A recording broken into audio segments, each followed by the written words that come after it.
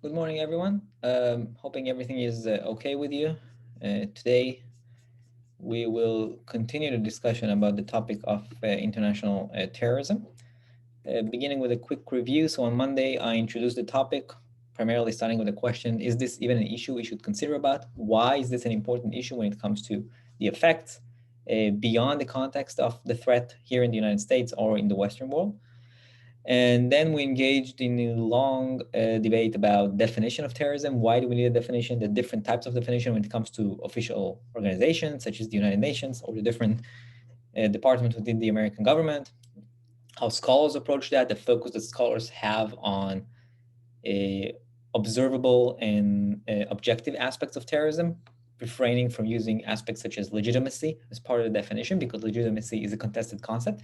And then we added the element of public definitions of terrorism, showing that the publics, according to the work by Huff and Kurtzer, are using this dual path to explain terrorism. It's not just the objective aspects, the thing that we can see right away, but it's also the subjective element of who is the perpetrator, what is the motivation of those individuals. And some of the results of their experiments showed pretty nicely the important role that a factor such as hatred plays in motivation for terrorism, which is not evident in any other research. And then we use different theoretical approaches in order to explain the motivation and the causes for terrorism, beginning with strategic approach, mostly view the decision by terrorists to engage in terrorism in those kinds of acts as the most efficient manner to approach or to promote their goals in different other aspects in that context.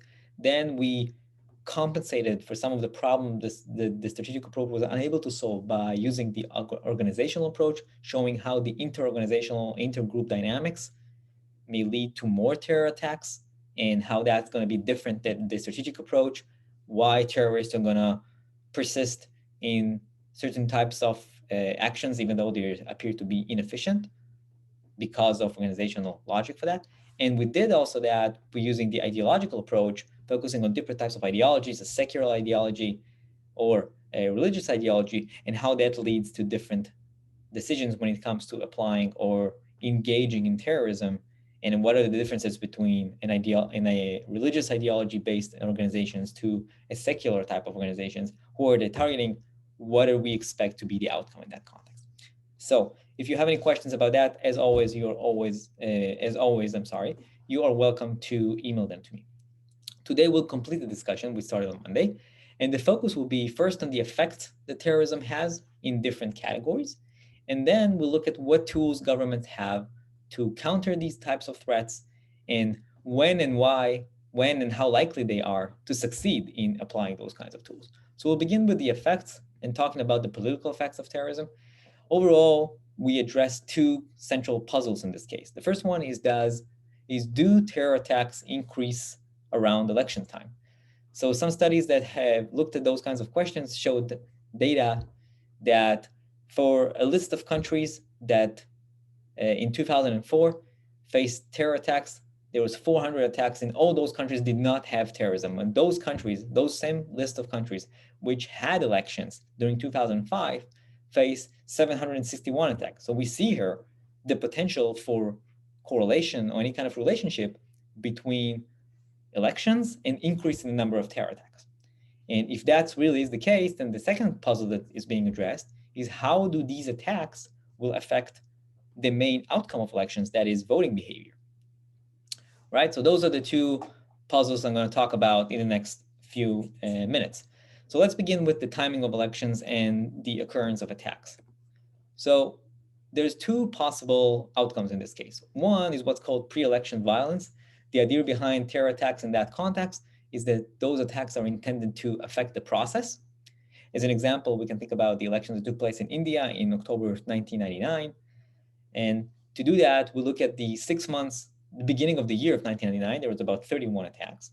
In the 3 months right before the elections, which again took place in October, there were 53 attacks, and there were 11 attacks in the evening and the day of elections. So more attacks the closer we get to elections, with the objective in this case is to affect the process. A second outcome may be post-election violence.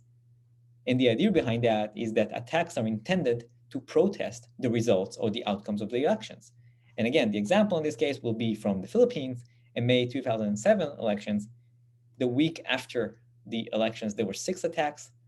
in the ensuing 3 months, there was an additional 18 attacks, and overall, in the 6 months after the elections, 27 terror attacks. So violence in this case is intended as a way to protest whatever the outcomes of the elections are. So this is just showing the potential link between elections and violence and the different types of timing aspects that we have to that. Now, when we think about the process of elections as part of the overall democratic process and how terrorism is part of that, there are two potential effects of that. First, we're looking at the regime structure. So a democratic election process allows for members of the public to voice their concerns and their grievances in a non-violent channel, right? Because if I have concerns from the way that the government behaves, I can go into to vote and decide whether I'm going to vote out the incumbent or support that, whatever my opinion is. So the idea behind that is if there is a timing where I can express my grievances in a non-violent way, there should be less violent attacks. So around elections, the prediction, according to that channel in a way, is that going to be less attacks. At the same time, we can also view elections as what's called a turbulent time. That is, times of high increased instability. Even within countries where democracies are more established, the potential for change in leadership represents some level of instability. As a result, some members of society may be looking for ways to express, once again, their grievances and take advantage of the fact there's relative instability of the time in the country, and therefore, around elections, there should be more attacks. Those are the two possibilities. Now, both of these possibilities suggest that overall, the strength of the democratic institutions, as well as the democratic norms, will play a very important role in determining how likely it is that we're going to have violence around election times. So I want to talk a little bit about research in that context. I'm going to do that with the work by Professor Aksoy, she is a professor at the University of Washington in St. Louis. And we do that in order to not just look at, instead of just counting attacks around elections, trying to find any kind of relationship, we want to explore a more nuanced aspect by unpacking the institutional factors that may affect this outcome. And the main context for us is the degree of freedom to take part in the elections. Why? Because the idea behind the democratic process in this case is that elections allow us a non-violent channel to express our concerns or our grievances. So the degree of freedom, how likely we are to be able to participate in elections is an important part of the question, whether we're going to choose an alternative way and just use violence, right? The main argument that she offers is that when the democratic system, the institutions impose severe restrictions on the ability to participate and vote, then any kind of intergroup competition within society is more likely to intensify closer to elections, because these are the times that potentially we can change something in the country, and terrorism is going to be more likely. So the more restrictions we have, terrorism is more likely to be very common when elections are taking place. She uses what she called permissiveness measures, and that is, the first thing is what's called the election threshold. The election threshold is some proportion of the votes that a candidate or a party has to secure in order to secure itself a position in the government or in the parliament. You need to get a certain number of votes depending on the population of the country and the rules established by the political system. And the other one is whether there is proportional representation or not. Proportional representation is a type of an electoral system that usually is evident with multiple political parties. Israel is an example for that. Multiple political parties allow for more diverse representation for different sectors within society. Because if we compare, for example, Israel, which has a lot of parties and allow for certain members of right-wing conservative voters that also support some aspects of, economic policy, so they can vote for a certain party. But if among those conservative voters, there's members that do not support that economic aspect, maybe they can vote for a different party. If we compare that to the American system, if you're a conservative voter, you're more likely to vote the Republicans. There's not a lot of variations here. And that's the idea behind proportional representation. So Israel has more proportional representation compared to the United States. So to do her test, she uses data about democracies in Europe between 1950 and 2004.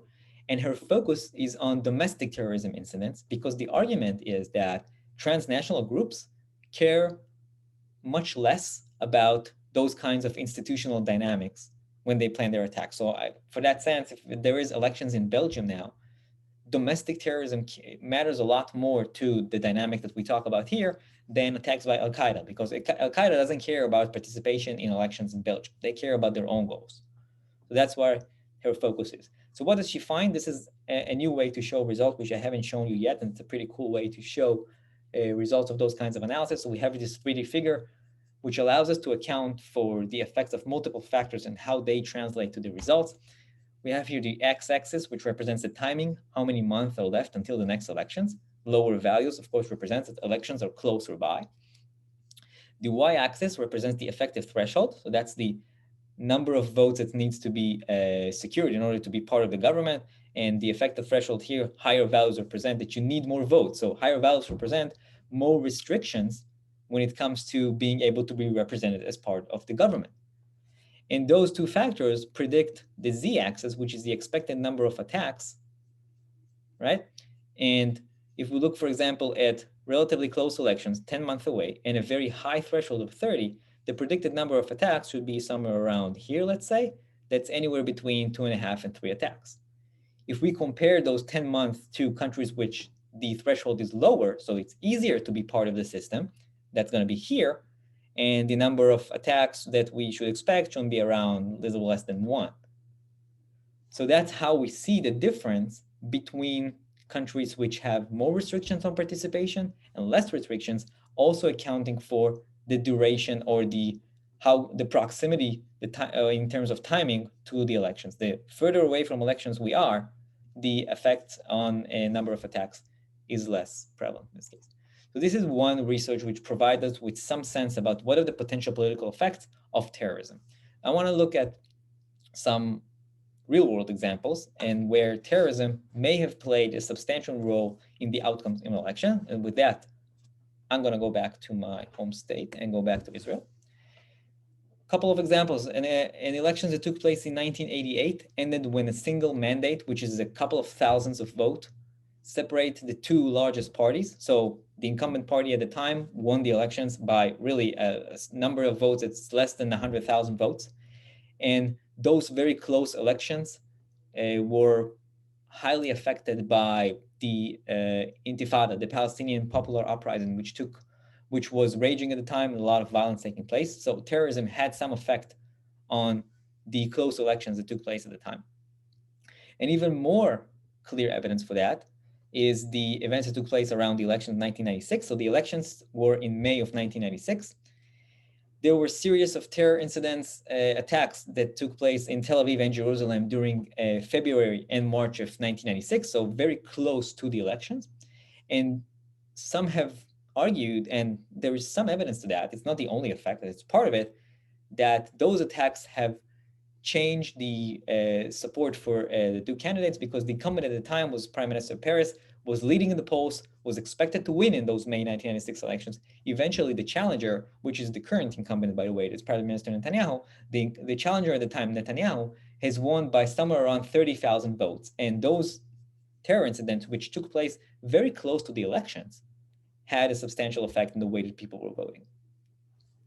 Now, if we want to take a few examples beyond Israel, so in Spain in 2004, the opposition party has made a surprise victory in the elections, primarily because a lot of the polls prior to the election suggested the incumbent is more likely to win. And one of the factors that was shown to be a part of that outcome is the famous attack by Al-Qaeda on the train system in Madrid in March in 2000, I think it was March of 2004. And this attack took place 3 days before the elections. So it had to have some effect. Now, some of the post-election surveys that were conducted in Spain showed that terrorism was not the sole reason for these outcomes. Some of that was criticism from the Spanish population on the Spanish government's foreign policy, primarily the contribution to the war in Iraq. But terrorism, especially that close to the election, had some substantial effect on the outcomes, right? So this is one way to show, again, another evidence that shows us how terrorism has effect on the political process and the political system. Now, I want to go a little bit even deeper and trying to understand how does terrorism affect the preferences of individuals? How likely am I to vote to some members or some candidates for in the political system in the elections, or how likely I am to vote for the incumbent, for example. So there's two potential mechanisms that explain that. The first is what's called the retrospective voting. The idea behind retrospective voting is that individuals or the voters will assess the government's action based on its recent actions and will decide whether they want to reward the incumbent leader because I'm happy with what's going on, or I want to punish the government because I'm unhappy with their actions. In the context of terrorism, that means that a terror incident may harm the incumbent, right? So that's one possibility. The other mechanism is the one that you had as part of your questions for your quiz earlier this week, and that's the valence theory. According to valence theory, some parties have advantage when it comes to certain policy areas. So right-wing and conservative parties are mostly viewed as more dominant, more competent, and more effective when it comes to national security issues. And left-wing and liberal parties are more competent and effective when it comes to unemployment, when it comes to social issues and stuff, and healthcare and stuff like that. So again, coming back to the context of our discussion when it comes to national security, a conservative or a right-wing incumbent based on valence theory will not suffer when security threats are prevalent, right? Because if the incumbent is a right-wing prime minister or president, when there is terrorism, then this incumbent is going to suffer a lot less compared to a left-wing president, he's going to be viewed as incompetent and likely to be replaced, right? Because why does a right-wing incumbent is more likely to survive, even facing terrorism threat? Because the alternative for voters is a left-wing prime minister or president, and that individual is viewed as less competent to address those kinds of threats, right? So those are the two predictions that we have, we want to explore now. So to do that, we're going to go back to Israel once again and look at the threat of rockets and what is that represented, how that had an effect as a tool of terrorism, and how that affected the political behavior of the Israeli voters in most cases. So why do we want to use rockets? It had both direct and indirect effects. The use of rockets by terror organizations, which I'm going to give you some background in a few seconds, creates a much larger or more expanded fear factor because the rockets are fired from certain locations towards some target, but they're not precision rockets. So you're just firing in a general direction of some area where there's supposed to be a lot of population. So the threat is not just for the specific individuals which are where the rocket is likely to land, it's for all those that are under the range of the rockets. If we're shooting those rockets from some area towards a radius of about 50 miles, then all the residents of those 50 miles are under the threat. All that means is that rocket launching as a terrorism tactic is a very substantial threat. It's a much more expanded threat when it comes to terrorism. So before we talk about the research itself and the potential political implications of that, I want to give you some background on the threat of terror organizations using rockets in the Israel context. So this threat emerged in 2001, few months after the beginning of the second Palestinian popular uprising, the second Intifada, where Israeli security forces have clashed on a daily basis for almost 5 years or more with Palestinian terror organizations. The threat of rockets has escalated substantially after 2005. We saw on Monday this figure, I don't remember if you remember when I talked about substitution in terror methods, when suicide attacks have decreased substantially and then rocket launches have expanded substantially. Some of the reasons for that was the building of the security barrier between Israel and the West Bank, which made it much harder for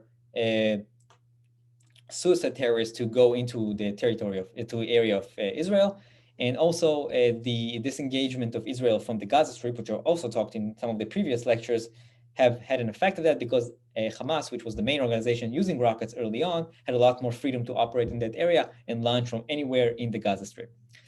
Now, other than the clear security implications of those kinds of threats, there's also economic cost, for example, and that is the closure of business and the need to close schools when threats are intensifying. Those create substantial fiscal pressures on the government and on the local municipalities that has to compensate the businesses and has to compensate for loss of commerce. So this is clear economic cost.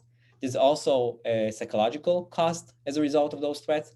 Studies that were implemented in Israel found evidence for PTSD, post-traumatic stress disorders, among children, as well as higher rates of violence among children and teenagers, especially those that live in the areas nearby the threat of rockets that are under this threat.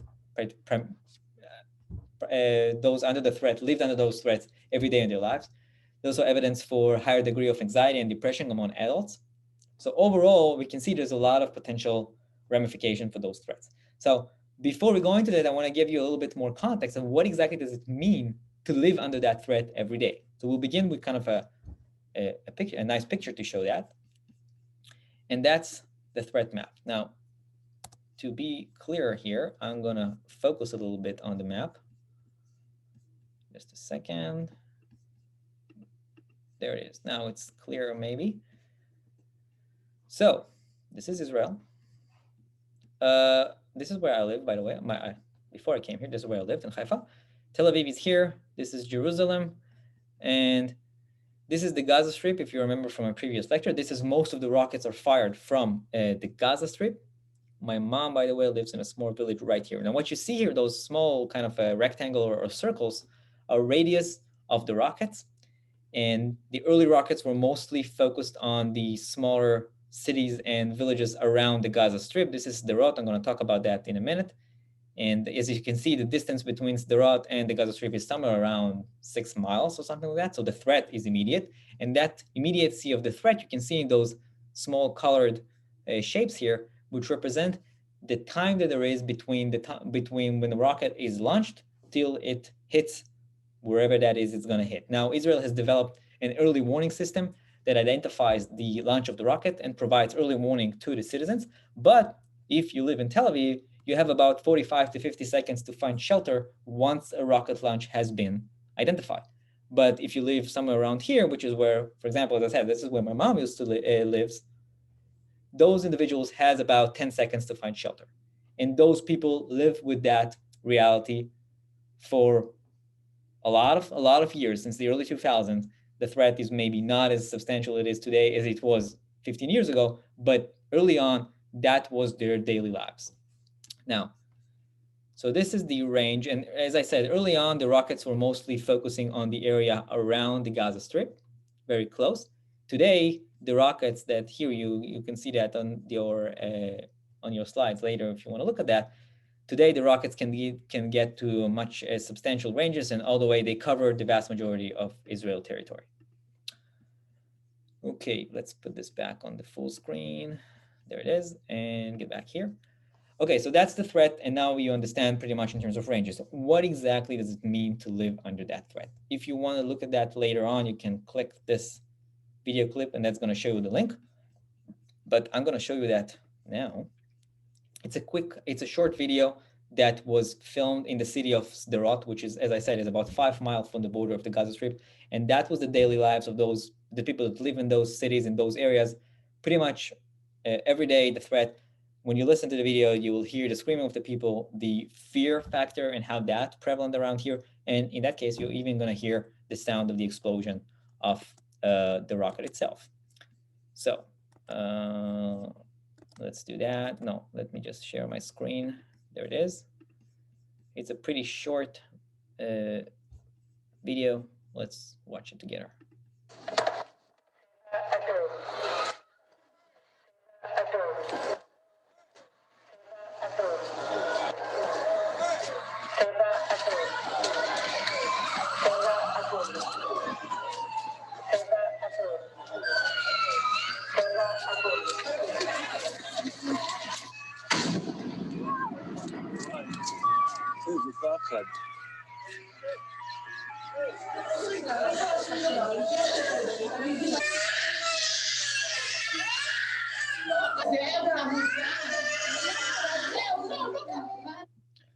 All right, so this is just one example for what life is to those people and how much a threat those kinds of tools represent for them. Now, as a response, I talked about the early warning system. Israel has developed a very sophisticated system called the Iron Dome defense system. This is a system that intercepts the rockets at varying ranges.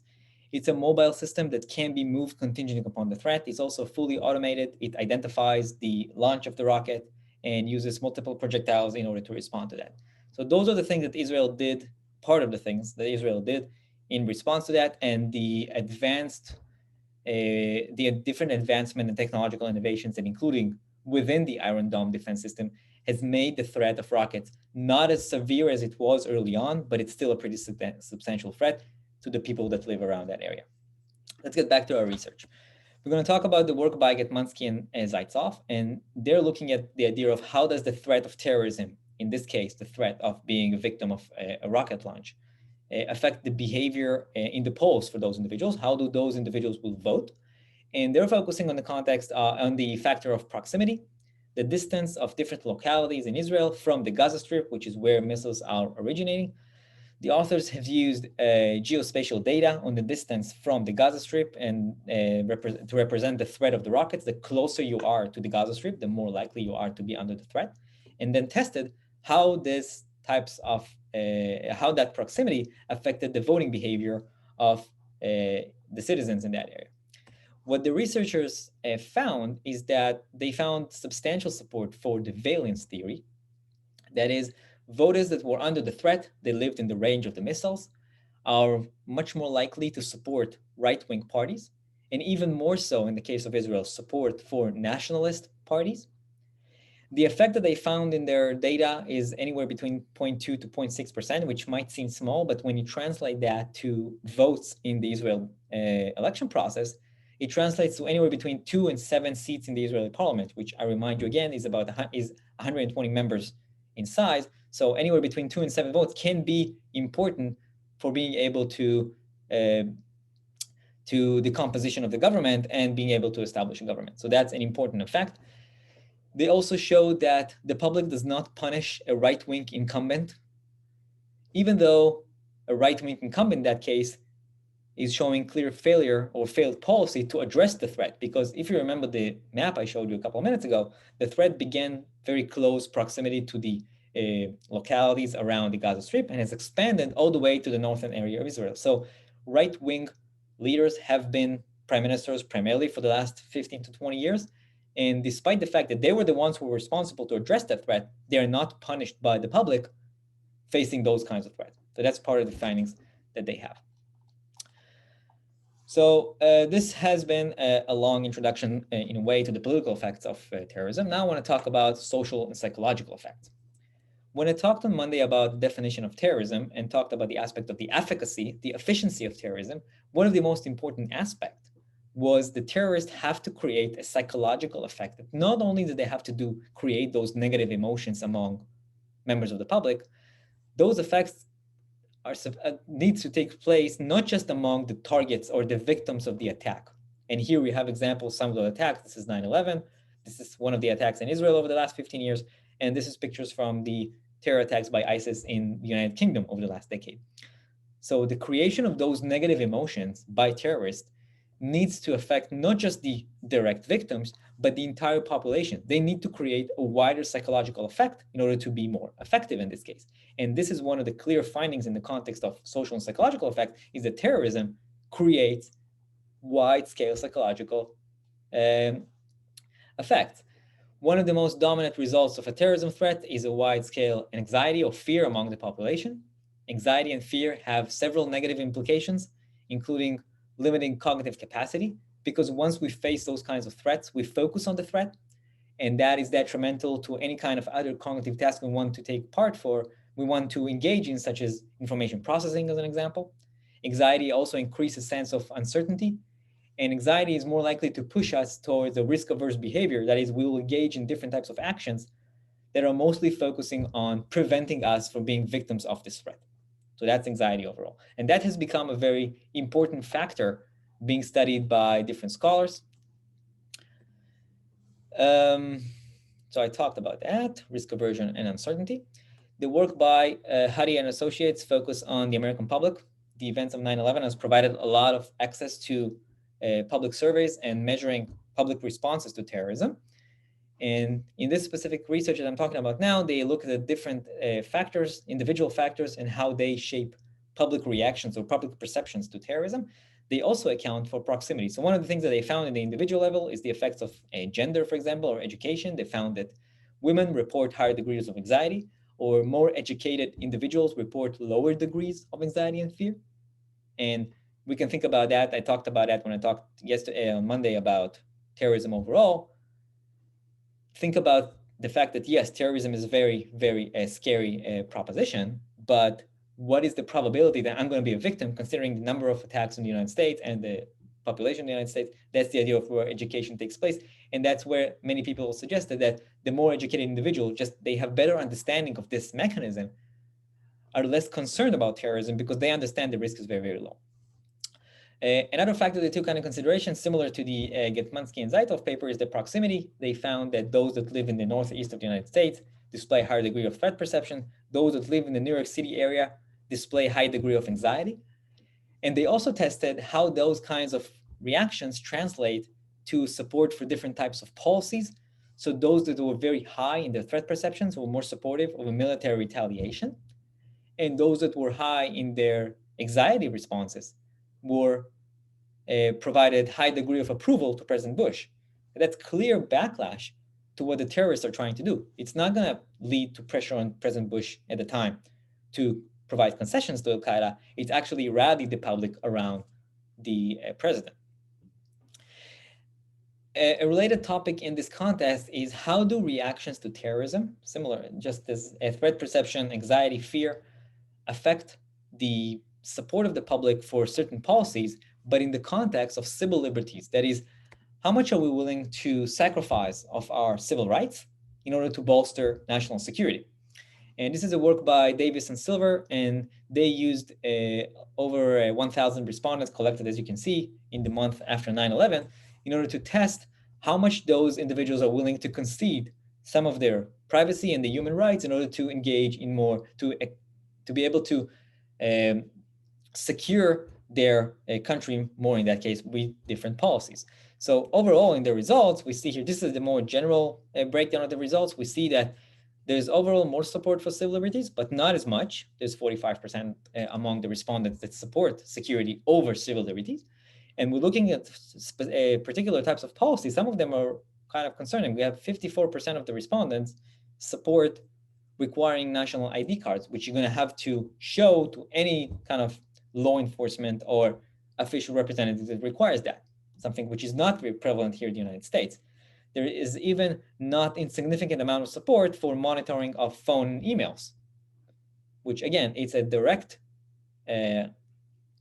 implications for the civil rights of individuals, and those are being harmed as a result of trying to bolster national security. What they also accounted in this survey is also testing the effects of levels of trust in the government. And to see the results, we'll look at this one.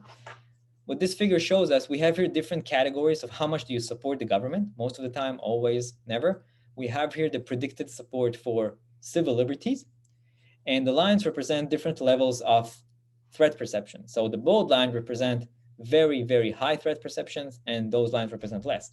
So for those individuals within the survey that trust the government most of the time, when the threat is not very high, they are at the 56th percentile of support for civil liberties. But when the threat is high, then their support for civil liberty drops to 44%. That means that they are preferring to emphasize national security at the expense of their own civil liberties. And this is an important finding, right? For those that always trust the government, their support for civil liberties when it comes to high threat perception of terrorism is very, very low. Now, those things may sound requiring ID cards or profiling as kind of a very distant policy from you in some cases. I'll give you an example for one policy, which is kind of fit more to this is an annoying part, but are you willing to sacrifice some of your waiting time when you are going through an airport and you're screening, because the government has decided to implement policies that require more strict security screening policies in your airport, and then instead of waiting like half an hour for the flight, you have to be there like 3 hours beforehand. That means that you are giving up on some of your rights and some of your personal benefits in this case for national security. This is the question that needs to be addressed, that is addressed in this paper. Okay, so this is pretty much everything that I have in terms of effects of terrorism. And I'm going to shift focus and talk about how do governments counter the threat of terrorism. Okay, so the first question is, the main puzzle that we address is what tools that are used by the governments are most successful, and why some of them succeed in one place and fail in another place. That's the first thing we have to address here, the idea of the question of what is success in counterterrorism. Before that, we have a quick definition here for one way to define counterterrorism is to call it the practice of tactics used by the governments to combat or to prevent terrorism. So the question, as I said, is what is success? How do we define the success of counterterrorism? There's different ways we can do that. One way is to suggest that counterterrorism is intended to reduce attacks and damages. We know we're trying to prevent attacks from taking place. But if attack is already being, if there's already an attack of terrorism, we're trying to minimize the benefits as much as we can. And that's one measure of success. Another measure is maybe even going up a notch in a way, and that is the destruction of the group by killing the leader, by sending a military force in order to try and arrest or destroy most of the members of the group. This is another way to measure success, if we are successful in destroying the group or not. And third, we can think about containment, and that is we accept the idea that terrorism will take place, but we're trying to restrict the action of the terrorist to certain locations or to certain types of attacks. So terrorism against the United States may be taking place, but we're not accepting terrorism in the American continent. We are succeeding in our counterterrorism efforts because we are restricting the attacks on American interest in other areas, not in the American continent. That's one way to think about that. Now, in order to understand better, and I'm going to add this layer of success into the discussion now, and in order to understand better what are the different tools that governments has to counter terrorism, we're going to look at two broad categories. The first one is what's called hard power category. That includes the deployment of tangible sources such as the military or police forces in order to attack, punish, and deter potential terrorists and their supporters. Tools include using drones, using special forces attacks or raids, using policing and intelligence operations. And this is what's called an enemy-centering doctrine that focuses on isolating and destroying terror groups. Now, within this hard power category, we distinguish between two approaches. First is what's called the indiscriminate approach. Those are actions that their underlying objective is to impose substantial cost on the perpetrators of terrorism and to offer benefits to those that abstain or shift away from violence. The policies in this approach focus on using coercion as a tool, and they rely on a rational perspective. We implement policies that generate high cost among the perpetrators in order to dissuade them, because we also view them as rational individuals, we dissuade them from participating in those kinds of acts, because once we impose those costs, then participating in terrorism is no longer maximizing their utility. That's strict, rational, strategic view of terrorism in this case. As an example, we can take the policy implemented by Israel, which included house demolitions. That is, Israel has identified those that engage in supported terrorism and destroyed the houses of those individuals. That's a strict rational logic. Why? Because you decided to engage in terrorism, I'm going to impose a cost on you, and now you're going to pay a price for being a member of terror groups or engaging in terrorism. If you're not going to do that anymore, I'm not going to destroy your house. That's showing this logic, all right? There's other policy actions that fit into this category. Those include, for example, mass surveillance using security cameras, which is prevalent around the world, fingerprinting for visitors, which is also prevalent here when your visitors are entering the United States. A lot of it is related to collection of private information, and that also leads to the main problem for those policies, and that is the damages that are created to our civil liberties and our human rights. The last type of policy that fits into this category is military intervention. That the idea is that using a large-scale military force to preempt the global threat of terrorism, use force to kill and apprehend terrorists in their safe havens, and eliminate their resources in order to prevent them from executing their attacks. That's why we're using the military in a discriminate approach. The main question, as always, is the idea of, that's where success comes in, is the effectiveness. How effective that is to send so many soldiers to a foreign country in order to intervene there and trying to stop terrorism. Some studies that looked at those kinds of questions have shown that there was an increase of over 70% of attacks since the United States and NATO forces primarily have launched the global war of terrorism after 2001. So instead of those policies reducing terrorism, they actually increased terrorism according to those studies. So that's the question of effectiveness. The second category within this, the second subcategory within this hard power approach is what's called the discriminate approach. The idea behind a discriminate action is to focus our counterterrorism policies on specific individuals, perpetrators, or those that we believe are the perpetrators of terrorism. And the primary methods used in this case is what's called leader decapitation or targeted killing. Once again, the main question about this is the effectiveness or success question, and the evidence is mixed. Many have shown that less than 20% of counterterrorism actions that involve leaders decapitation actually lead to a decline in the operations of those organizations in the 2 years after engaging in those kinds of actions. So we kill the leader of the organizations, and very small number of the groups that we kill their leader actually engaged in less actions in this 2 years afterwards. On the other hand, other studies that looked at a much larger time frame found that leaders decapitation has been an effective policy when we're looking at the long run and the way that groups operate. One of the challenges that researchers face in this when they address those kinds of questions is how do we measure success, whether our success looking at preventing a particular terror attack, or we're looking at our objective in this case is to destroy the group, which of course is much harder. Think about it in the context of bin Laden and Al-Qaeda. Even after bin Laden was caught and killed by the American military forces, the operations of Al-Qaeda did not stop. And this relates to the factor of group structure and group size.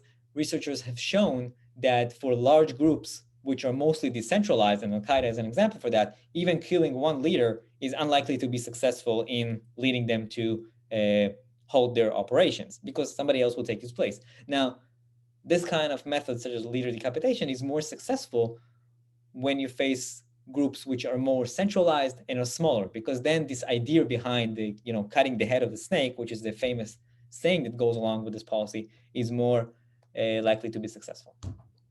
Now, again, let's look also evidence that from Israel about this policy and the potential success of it or the less effectiveness of that. So during the Second Intifada, which, as I told you already, took place in the early 2000s, daily clashes and severe clashes between Israel's security forces and Palestinian terror organizations. And one of the main, a lot of terror attacks at the time, a lot of casualties among the Israeli population. And one of the main policies that Israel has implemented in response to the actions of the terror organizations was to engage in this kind of leader decapitation, targeting the leaders of different terror organizations, different Palestinian terror organizations. And in terms of the evidence for the effectiveness of that policy, whenever there were discussion at the time about a ceasefire, one of the first things that the terror organizations led by Hamas at the time have always asked is to desist the policy of targeted killings, of leader decapitation. So that was some evidence that that policy was successful because it harmed the operations of those groups. It was important for them. They wanted to accomplish that when they decide to cease fire. On the other hand, there were a lot of cases that show that when the implementation of this policy actually backfired. And one of the famous cases was Israel's killing of one of the spiritual leader and the religious leaders of Hamas, which was this guy here is Sheikh Ahmed Yassin. He was killed in March 2004 by Hellfire missiles shot from an AH-64 Apache helicopter, which you have here. The missiles killed him as well as 9 bystanders. And this picture here is one of the famous pictures because he was a very old man and he was using a wheelchair to move around. Now, this attack specifically had strong backfire for Israel. It led to substantial popular support for Hamas. And Hamas also retaliated with successive attacks and a suicide attack a few months later, which ended with 15 dead Israeli civilians after a suicide attack on a bus in southern Israel. So Again, this is the two sides of this effectiveness question, and this particular case showed that there's not necessarily that effectiveness for leaders' decapitation. Other actions is in the context of house demolitions that Israel has employed during that time. There was also part of that policy was implemented more in a discriminate way. That is, only the houses of individuals that were clearly identified as perpetrators of terrorism, those houses was destroyed. And so that was the focus of that policy. And studies that looked at that type of the policy actually found evidence that it is effective. When you're focusing on specific individuals, perpetrators, and their close family, it's more effective in preventing additional terror attacks than applying this policy in a more indiscriminate way. Also, evidence outside of Israel. So the PKK is an organization that is promoting the freedom. It's fighting for the freedom of the Kurdish people. The Kurdish people live in northern Iraq and in Turkey. Their leader, Abdallah Öcalan, was arrested by Turkish authorities in 1999. And following his arrest, the operations of the groups have substantially decreased. And what that specific case provides us regarding the context of a discriminate approach and leader removal in this case is that by creating a turnover in leadership or removing the leader can be an effective method to reduce the threat of terrorism. But we do not necessarily have to kill the leader in order to remove him. We can just apprehend it. So those examples, the idea of leader decapitation and the use of different military assets to do that will lead me to a small sidetrack. And I want to discuss the use of drones, which has become a very controversial policy in terms of fighting terrorism. So the main puzzle is how effective is the use of drones as a counterterrorism tool, primarily because it might create backlash for the attacks in terms of public resentment. There's a lot of resentment among the Pakistani public against the Americans' use of drones as part of the counterterrorism campaign against Al-Qaeda. Also, there's evidence that the use of drones is not very effective in preventing recruitment to terror organizations, in preventing generating global support for the causes of those terror organizations. In addition, they represent a clear violation of international laws. When the CIA operates drones in Pakistan without notifying the Pakistani government on those operations, that's a violation of the Pakistani sovereignty and violation of international laws. So the question in this case is there a way that we can think about the applications or the use of drones as a counterterrorism tool, which will provide more benefits than cost? And this is the work by Mir and Moore, which you also had in your reading links for today. And they suggest that we should think about the effectiveness of drones as a counterterrorism tool by expanding the use, looking at what they call multi-purpose counterterrorism drones. That is, we can use drones not just to kill specific individuals, but also to collect intelligence, to process intelligence, to conduct large-scale surveillance operations, to monitor communications. Now, according to their argument, all those kinds of uses of drones create for terrorists what they termed anticipatory effects. That is, terrorists are taking actions that are intended to reduce the risk that they will become targets of targeted killing, of decapitation, right? And success in that context is the ability to curb attacks because terrorists are mostly concerned to their own survival than just implementing attacks.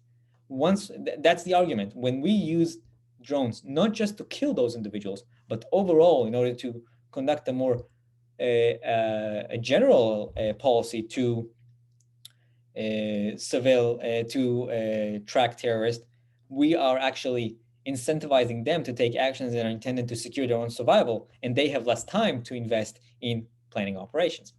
So to do that, they used data from Pakistan and the application of those kinds of policies in Pakistan. Overall, what they find is that in regions where drones were used as a multi-purpose tool, not just to kill individuals, the number of attacks has dropped, and this is what you see here. NWA is not the hip hop group. It's a region in Pakistan. It's called North Waziristan. And 2008 is the time that they look at. This is when the program began to use drones in beyond just as a leader decapitation tool. And as you can see in that region, when drones were used for that objective, then the number of attacks has dropped significantly. Those two figures here represent, and the y-axis we have here the number of attacks, by the way. Those two regions here represent areas where drones were not used for that objective, and the number of attacks, even after 2008, has remained relatively high. They also tested for a number of casualties and showed that there is a substantial decrease in number of casualties once drones are used in that manner. And that means that drones should be used beyond just as a tool for decapitation, and that makes them much more effective tools for counterterrorism. And that allowed us to combine the drones as part of the overall approach of hard power and a population-centric approach in which drones complement the efforts by human assets, whether they are special forces operations, whether they are human intelligence assets to collect information. Drones are able to complement those kinds of more global or general policies and create a much better picture of who are the suspects of terrorism, and that creates those effects, and they're most successful. Right? So that was my short diversion from discussing overall counterterrorism to talk about drones, and this is some of the recent research we have. Okay, the second category of counterterrorism tools. So I talked until now about hard power, the implementation of different military assets in order to counter terrorism. Soft power are indirect tools that focus on population-centric methods and are directed at the underlying causes that enable terrorism to grow. Those includes different capacity building initiatives and focusing on trying to counter the radicalization process. There are different types of policy areas where those kinds of policies are implemented. For example, in the economic area, the idea is to limit the flow of financial support for terror groups. So multilateral and international organizations such as the UN or the members of the G7 establish standards for governments, for banking institutions, and for private firms. And the focus for those kinds of policies is to counter money laundering and freeze financial assets of terror organizations and to harm their operations. Now, those kinds of policy also involve a trade-off, and that is it restricts intelligence operations, but in many cases, intelligence gathering when it comes to terrorism are following the money trail. So once you place those kinds of restrictions, it's harder to follow the money trail. It also has effects on the overall operation of the financial industry beyond the context of terrorism, because we place those kinds of restrictions on the free market. There are also another policy area is the political policy area, and that is government taking actions to counter passive state sponsorship of terrorism using diplomatic relations and exert pressure on other countries to stop their silent support for terror groups. An example of that is the pressure that was implemented by the United Kingdom on the United States to cease its involvement with the IRA. Similarly, the Spanish government has placed a lot of pressure on the French government to stop its silent support for the group ETA, which operates in northern Spain, the Basque group. And those actions by the Spanish and the British had substantial effect on the successful operations of those groups. The last policy area, which is the largest one when it comes to soft power, is what's called the social and cultural policy area. The most dominant policy revolves around the use of what's called CVE strategies. Those are countering violent extremism strategies. Those are non-coercive tools that are intended to prevent individuals from going through the radicalization process by emphasizing for them the benefits from abstaining from terrorism. Different programs of engagement and outreach in the community, capacity building through youth and women's empowerment movements, community development, and education. The program's aim is to increase community cohesion and trust by fostering interactions and offer opportunities to network between different communities using both government and social services. And what those programs, mostly offer is opportunities for individuals to express their grievances in a non-violent channel. So their political contention for whatever happens in their country can be expressed in a non-violent manner through those kinds of programs. They also serve to reintegrate former radicalized group members and offer them a place to participate and express their concerns, once again, in a non-violent setting. The big question when it comes to those kinds of policies is the effectiveness question. It's extremely difficult to evaluate those kinds of policy, especially in a systematic perspective. And currently, one of the challenges is to identify the current measures of success for those.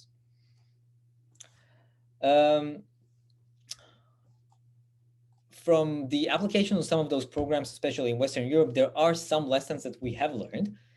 One of them is that we should not design broad, expensive preventative programs to prevent radicalization. Instead, we should focus on more of a pointed individual interventions that are more cost-effective and are easier to evaluate. Okay, so those are the two broad categories that explain the different tools that government has to counter terrorism. The last thing that I want to do is go back to what we did on Monday and take those theoretical approaches that I talked about in order to understand what leads to the adoption of different counterterrorism tools, whether they are the hard power tools or the soft power tools. The first approach we talked on Monday was the strategic approach. Of course, we rely on the rational actor assumption. If we rely on that framework, then the selection of a counterterrorism policy is based on a deliberative, calculated process. And the policy that is selected is the one that's going to maximize the return and it's going to match the threat, right? That's the idea behind using a strategic, rational process to select a counterterrorism policy.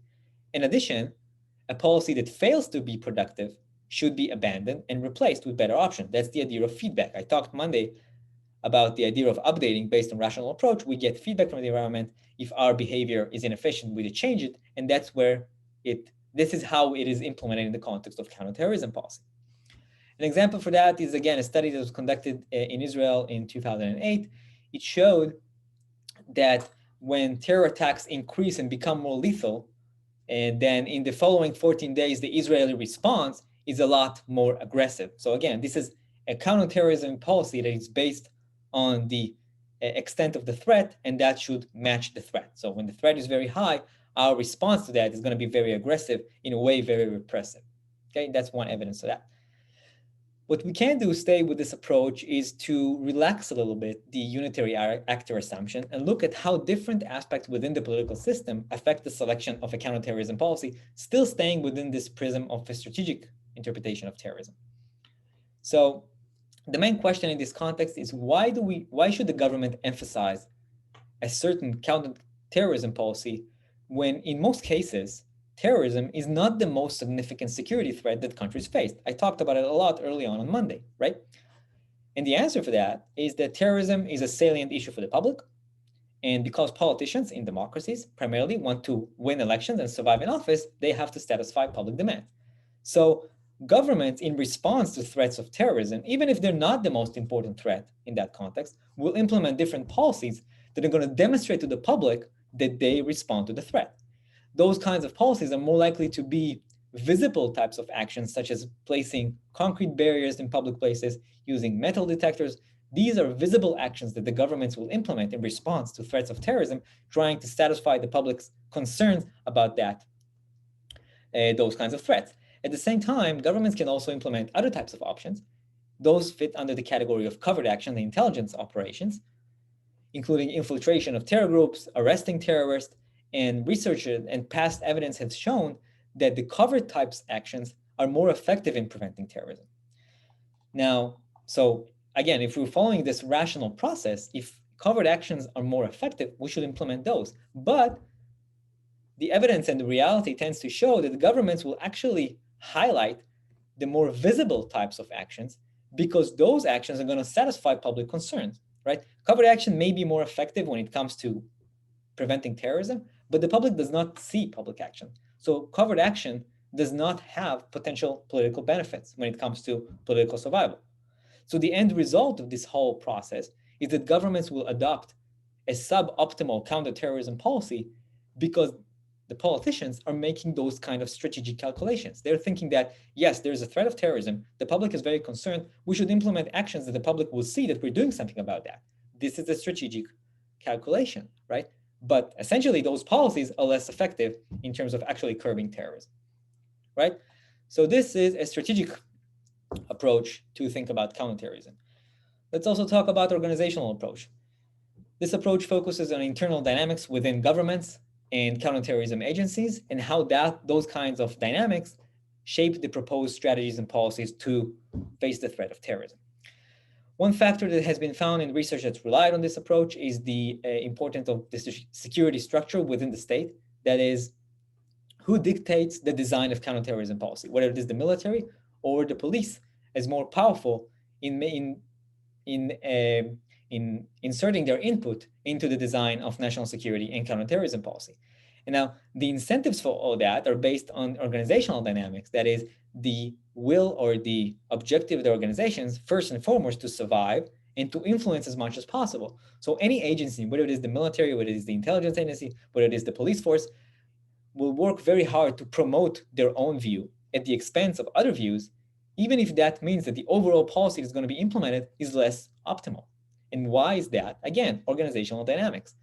Organizations want to ensure their survival and exert as much influence as possible. Now, if we follow that logic, we can provide an explanation for the variations in the approaches between, for example, the United Kingdom and France.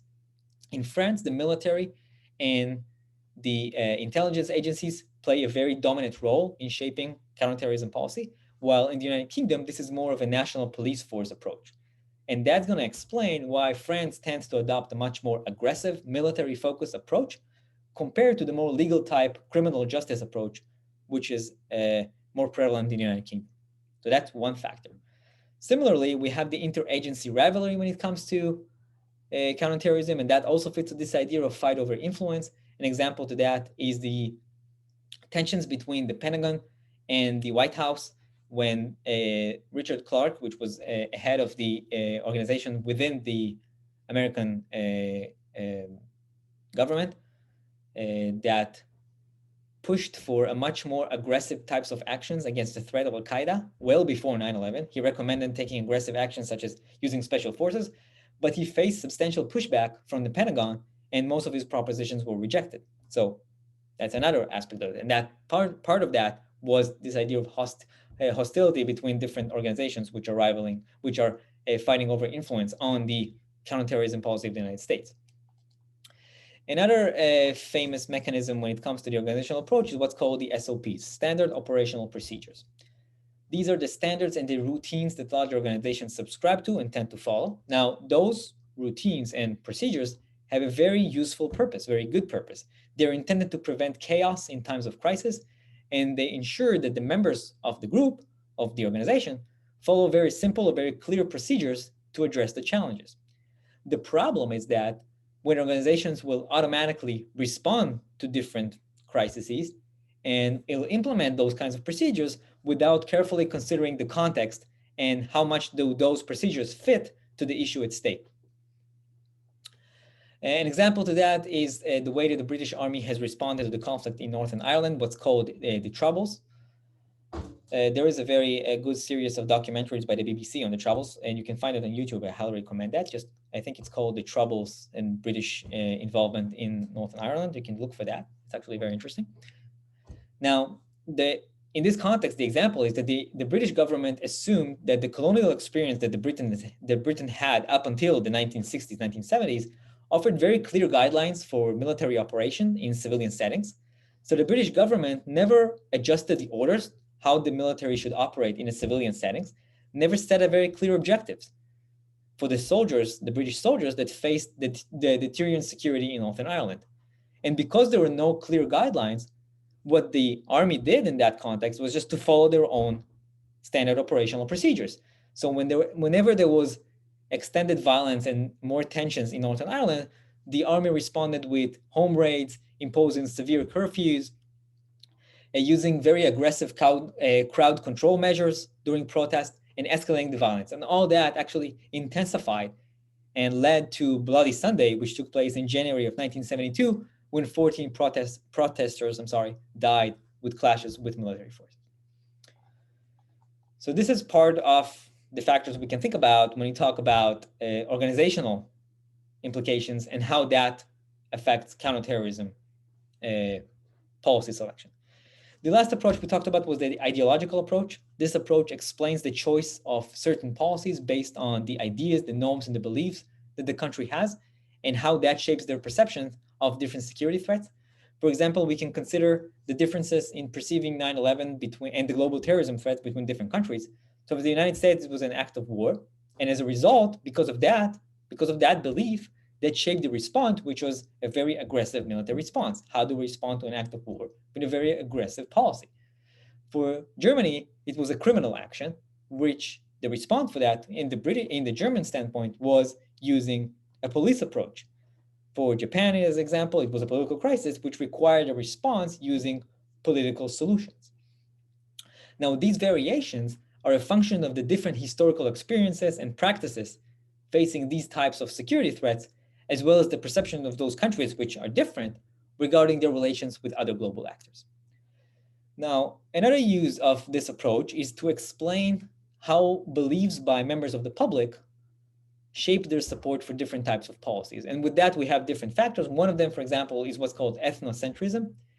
That is based on the division of the world into in-group and out-group. Everybody that's within my in-group is more important than everybody in the out-group. And those that are high on ethnocentrism tend to emphasize the ethnic group that I'm a member of. All of us are American citizens, as an example for ethnocentric approach compared to everybody's outside. Now, higher degree of ethnocentrism in the context of counterterrorism policy predicts greater support for forceful response against perpetrators and supporters of terrorism. And this support for those kinds of policies is based on the need of members of the in-group to counter any kind of external threats. High degree of ethnocentrism means I'm emphasizing my ethnic group at the expense of others, and I'm supporting more aggressive actions against others.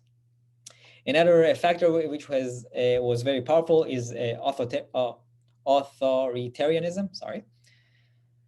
And this is individuals who believe in the nature of authority as central to the social political relationship. It suggests support for established authority and using violence as an exceptional social behavior.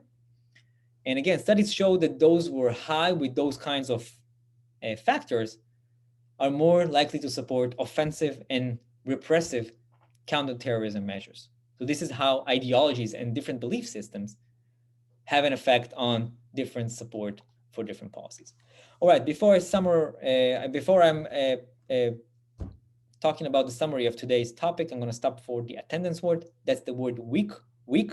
Why week? Because we have just one more week until the semester ends in terms of the lectures. And I'll finish up with really giving you what's the bottom line when it comes to counterterrorism. It was a very long discussion today about that.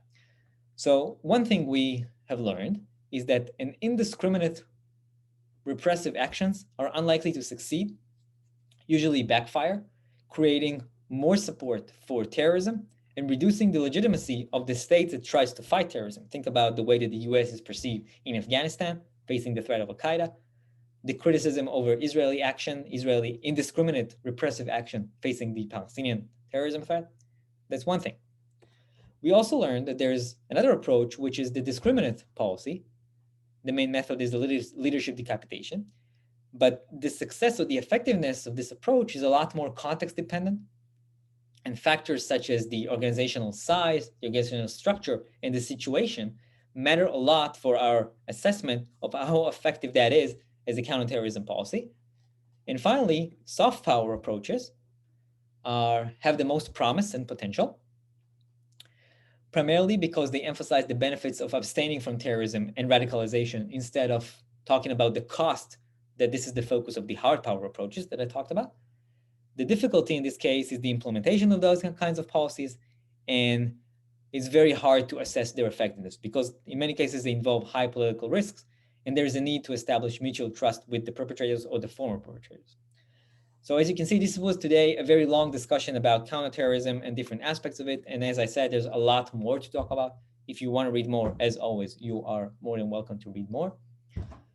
If you want to talk about it more, you are, no, sorry about that. That's not what I meant to do.